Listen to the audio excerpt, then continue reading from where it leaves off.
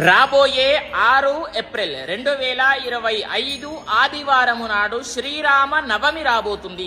ఆ రోజున మనము ఏం చెయ్యాలి చూడండి. ప్రతి ఒక్కరు కూడా బ్రహ్మ ముహూర్తంలో అనగా సూర్యుడు ఉదయించక ముందే తలస్నానము చేయండి. తలస్నానము చేసి సూర్య భగవంతుడికి నమస్కారం చేసుకోండి. తర్వాత ఏం చేస్తారు అని అంటే, ఎవరికైతే పెళ్లి అవ్వడం లేదు, రాముడి లాంటి భర్త, సీతమ్మ లాంటి భార్య రావాలి అని ఎవరికుండదు చెప్పండి. ప్రతి ఒక్కరికి కూడా ఉంటుంది.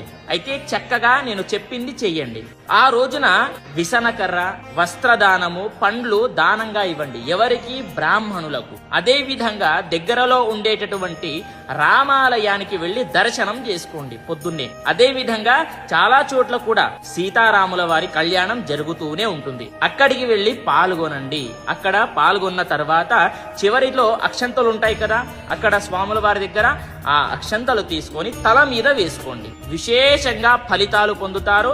ఇది మామూలుగా పెళ్లి కోసమే కాదు, ఎంతో మంది చక్కగా వ్యాపారంలో గాని, ఉద్యోగంలో గాని ఇవన్నీ కూడా చాలా మంది ఫలితాలు పొందారు. కాబట్టి ప్రతి ఒక్కరికి కూడా తెలియజేయండి. ఇంకొకటి, ఎవరికైతే ఇంట్లో పూజా విధానం కావాలి అని ఉంటుంది కదా, అది గజానంద స్వామి ఆస్ట్రాలజర్ అనేటటువంటి యూట్యూబ్ ఛానల్లో అప్లోడ్ చేయడం జరిగింది. అక్కడికి వెళ్లి చూడగలరు అనేది ప్రతి ఒక్కరికి కూడా తెలియజేస్తూ, స్వస్తి సర్వే జనాః సుఖినో భవంతు.